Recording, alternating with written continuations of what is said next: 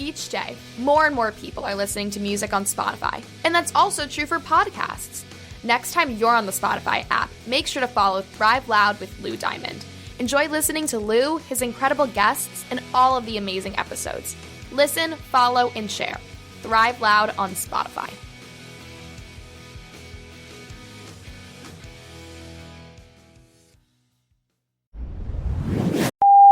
Discovered by the Germans in 1904, they named it San Diego, which of course in German means a whale's vagina.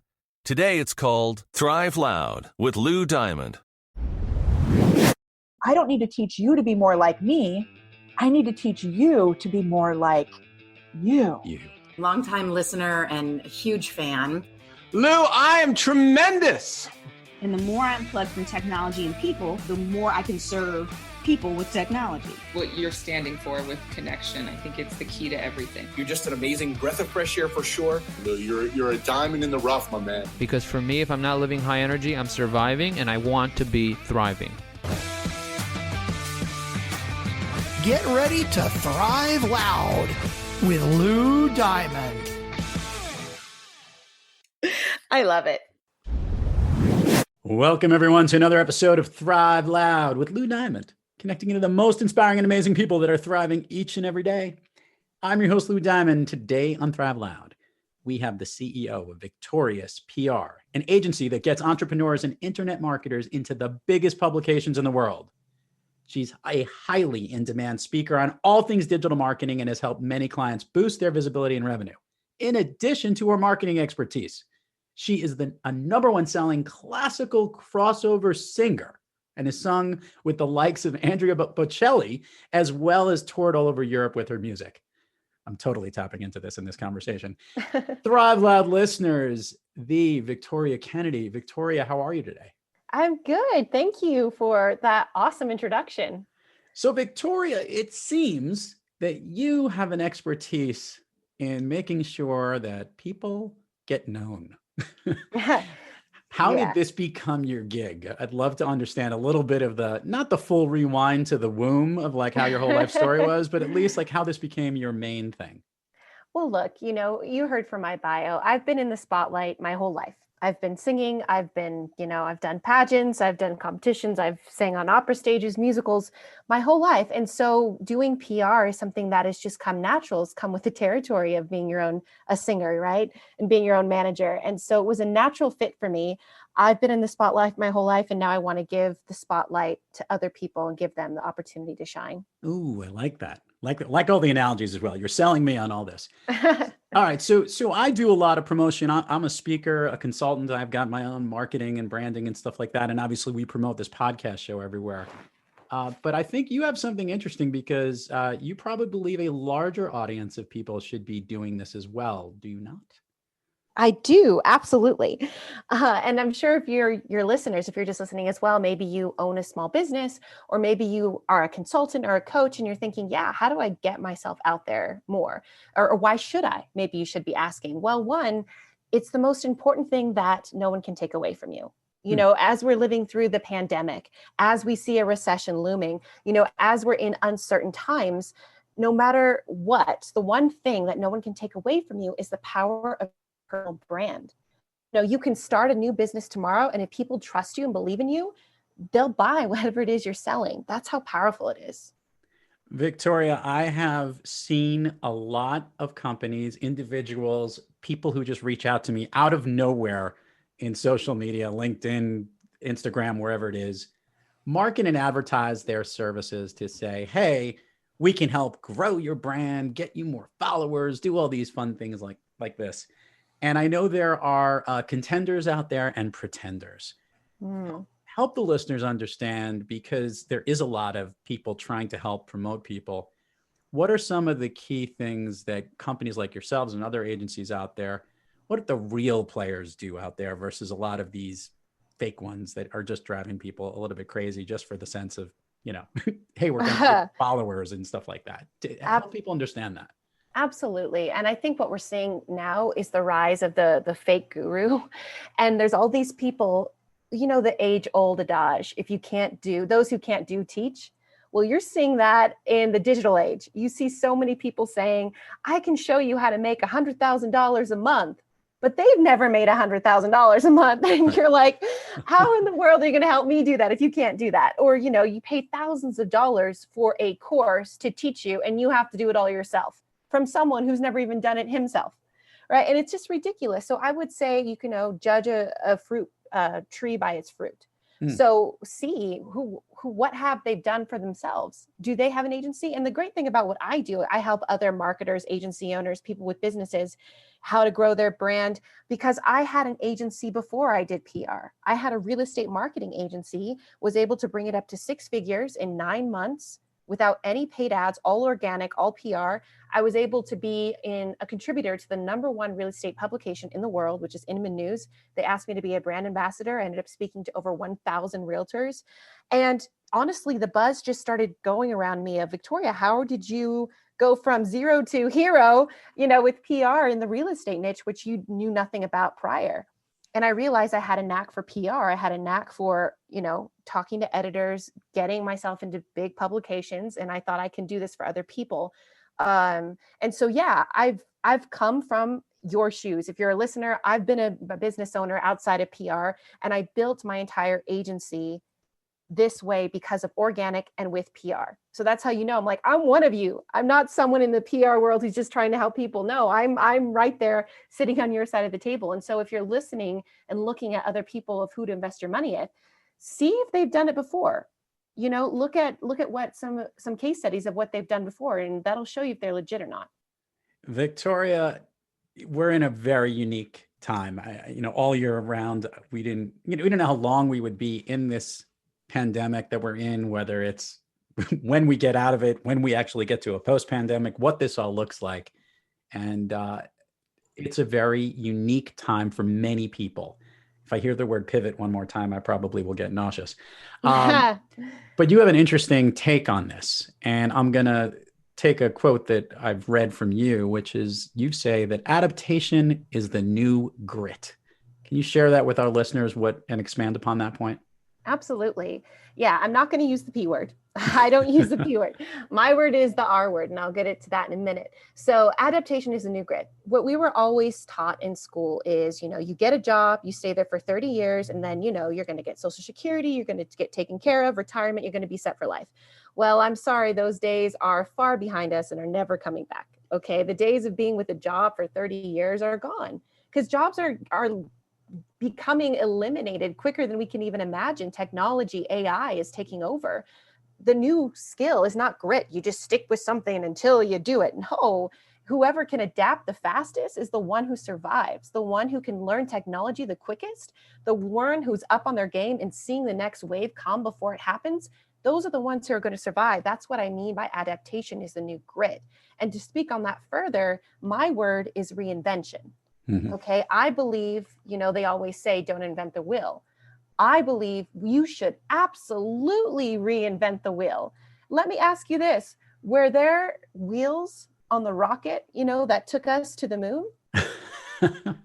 No. Only on the ones that got to the moon, but yes, not on the rocket themselves, right? Right. And it's those people who are willing to think creatively, think outside the box, reinvent the wheel. Think about, what does it mean to travel? What does it mean to go forward? It's not a wheel. Maybe we go vertically instead of horizontally on the ground. It's the people that are actually going to be the ones who are going to benefit the most from this post-pandemic world. Victoria, best practices, biggest mistakes. I think in this time, I've seen some really interesting marketing, some stuff that's just stellar and some stuff that's just nauseating.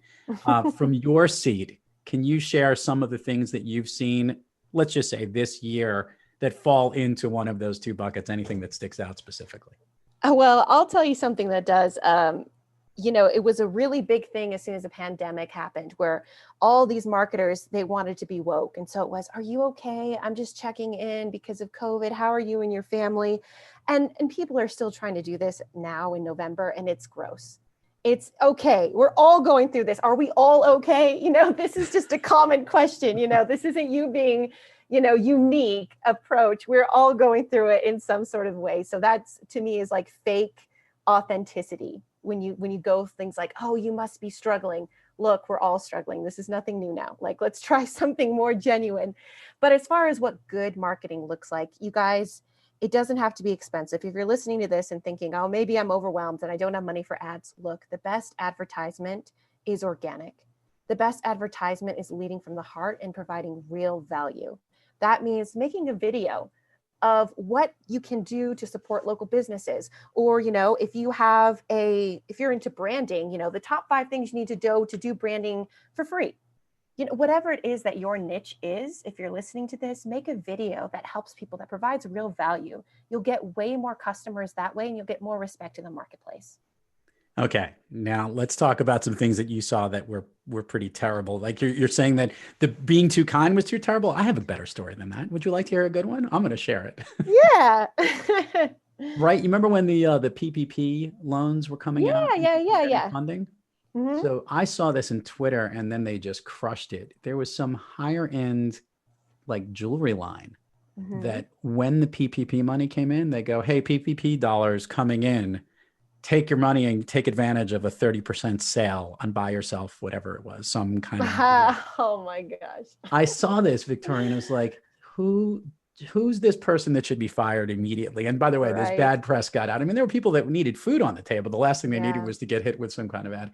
But let's talk about the way you've seen messaging as it relates. Let's talk about Instagram or self-branding type of activities, because it's very hard to keep up with all of it. And you're right, like those that are adapting really quickly, who are reinventing the wheel and figuring out new ways to market a service or a practice or a thing they do really well.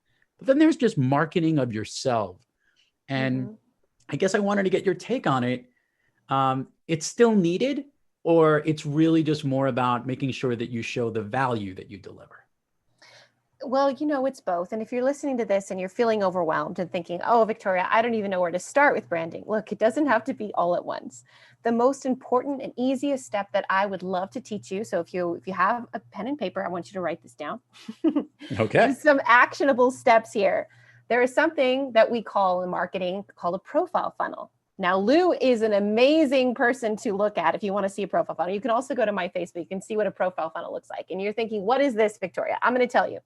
When somebody gets to your Facebook or your LinkedIn or your website, whatever, you have 3 seconds to impress them. 3 seconds. That's all you get. Someone's going to make an assessment of you in 3 seconds. I'm sorry it sucks, but that's just the way it is. Now, in those 3 seconds, you want them to know exactly what it is you do and why you are credible. That starts with having an amazing cover photo, which is, guys, you can make it in Canva for free, which is just, this is my name, this is my logo, maybe this is where I've been featured, or this is who I help. Right? Use that little bio section to say, I helped so-and-so do whatever, put a little link to where they can find you, contact you, make it easy as pie for someone to come to your page, know exactly what it is you do and how they can contact you. Just by doing something very simple like that, guys, will make it so you're getting so many leads and customers that otherwise wouldn't know what it is you're doing. And now this is very important, especially in real estate, because I can't tell you how many agents I've heard say, my family should know I sell real estate, but then I just saw on Facebook that my cousin had a house sold and they went with someone else. Why didn't they know I sell real estate? It's like, well, because you're not actively promoting that and showing that on your Facebook. How, you can't expect them to remember, they forget. So just make sure that you have little things like that set up where you're just always reminding people and nudging people what it is that you do. One last question about the industry and the space before we get a little bit more into you. And that is the different mediums that are out there: LinkedIn, Instagram, Facebook, YouTube, heck, TikTok, whatever place you want to put yourself in. Are some becoming stale, or is it important to be everywhere, or is it better to pick like one specific lane in one place and just stick to that? Well, it really just depends on where you're at in your journey. And now if you're listening to this and you're just starting out and you're thinking, Victoria, I'm so overwhelmed, I'm trying to take notes, this is a lot. Look, just stick with one social media platform. If most of your fans or your people who buy your products are on Facebook, stick to there. If they're on Instagram, stick to Instagram. Wherever it is you feel most comfortable expressing yourself and where your customers are, choose that one platform and go all in. Now, let's say you're a little bit bigger. Okay, then I would say, you should be then spreading yourself out to more platforms. Now, let's say you're like, well, Victoria, I'm an established business owner. Maybe you're like myself, you're a C-level business exec, your business is doing well. Well, then I'm telling you, you need to be omnipresent. Okay, You need to be tweeting. You need to have a Facebook presence, an Instagram presence. You need to be able to be Google searchable. Here's the thing, guys, especially if you're selling a product that's over $1,000, guess what? How many of you listening here, if you're going to buy a $50 pair of shoes, you are on Google researching which one has the best reviews, who liked it the best, what was written about them for $50 pair of shoes. What do you think someone's going to do if they're going to buy your program, which is $1,000 plus? You better believe they're going to be researching you. So you better have some articles, except, that are other than your own, you tooting your own horn, or maybe your mom writing you a nice review, right? You got to have more than that, because at this day and age, buyers are savvy. They want to see what they're getting, and they want to know that you're credible. This is why I do PR. And I make sure that for my clients, I do a mixture of podcasts, industry thought, leadership pieces, profile pieces, so that no matter how people like to consume content, they're going to find my clients and they're going to see my clients as an authority. I've been trying to get my mom to give me a good review for years. I'm still waiting. I'm hoping one day. Oh, come on, Mom. Maybe your Christmas present if you're a good boy. So obviously you have a great business, Victoria's PR. We'll talk about that in a minute, where to find you and all that stuff. But you're on top of your game. You know how to connect to your clients. You've got an interesting list of folks that you work with. You've had a fun career and all this great stuff.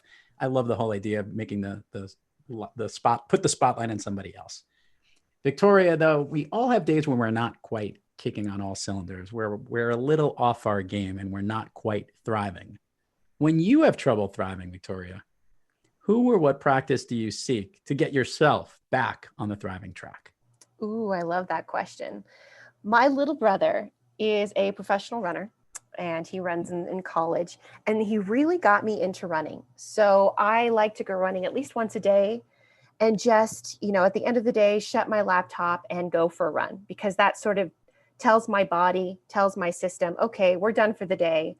Now we're going to come back to center. We're going to hit the ground. Every step you're hitting the ground, and we're regrounding ourselves, and we're washing away the troubles of the day. So that's what I really love to do. I like it. Let's do this. Let's do the admin part of the show. Share with the listeners all the places people can find you, websites, social media handles, everything. We will put it all in the show notes, but it always gets more engagement when they hear it directly from you. Oh, well, thank you. Well, guys, it's very easy. It's Victoria's PR, kind of like Victoria Kennedy. You get it, right? victoriaspr.com. But what I really like to say to you guys listening is, I'm a regular person just like you. And if you're listening to this and you think, oh, it's too much trouble to put in the website, hey, shoot me a message on Facebook. Just type in, Facebook, Victoria J. Kennedy. I'll pop up. You'll know it's me. You'll see me. And just shoot me a message, say, hey, I heard you on Lou's podcast. I thought it was great. Or maybe I thought it stank, whatever it is you want to tell me. But send me a message. I'll be happy to help. Never say that. Give me a break. They would never say that. No, anyway, keep going. Yes. Yeah. Well, whatever it is, if you need a question with branding, if you need some help, just shoot me a message. I'd love to help you out and connect with you. Awesome. Permission to go down Fun Street with you, Victoria Kennedy. Let's do it. All right. I knew I liked you from the very beginning, because it's not my top movie, but it seemed to have been yours. Can you share with the listeners what your all-time favorite movie is? It is. And it's the perfect time of year for this movie. It's a Wonderful Life. Just the perfect Christmas movie. Why does it connect so much with you? Well, I'm sure all of you are thinking, oh, yeah, I've seen that movie since I was a little kid. Well, I actually did not watch this movie until 2 years ago. Ooh. I know. I don't know how it slipped me, but I never watched it. And I saw it for the first time 2 years ago, and I was in tears. I thought it was just so magical and beautiful. And the story is so poignant about redemption and how, you shouldn't take anything for granted and always be thankful for what it is that you have. I got to tell you, that's impressive you're still very young to me, but very impressive that you only just recently saw it and it connected that much with you. I'm like a waterfall once he comes back to life and he says, hello, old building and loan. I'm done. So just a wonderful story. And he was such a great actor. He was I agree. Okay. This is what we call the speed round here in Fun Street, Victoria. And the way it works, it goes like this. I'm going to ask you something, and I want the first thing that comes to your mind, the thing that makes you feel good, that pumps you up, that makes you thrive. All right. Let's do it. Now, this one's going to be interesting because you obviously have a little bit of a musical background here. A song that pumps you up, makes you feel good, or motivates you. Vivaldi's Four Seasons. Wow. I went very specific and planned on that. A favorite food that's not a dessert. Pickles. A favorite dessert. Tiramisu. An activity you wish you did more of. Run. An activity you wish you did less of. Sleep. Less sleep. If you can snap your fingers and go anywhere in the world, where are you? Europe. If you were to highlight in your singing career a favorite song you loved to sing, what song would that be? The Battle Hymn of the Republic. Really? So I love the classical crossover bit that you do here.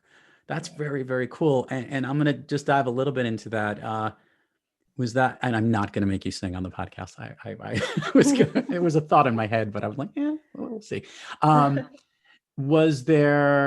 Is this something as a little kid that you always were talented or performed a lot? I'm just curious, like that part of your career, like how young were you when you started singing? Oh yeah, I've been singing since I could talk. We grew up singing country western music.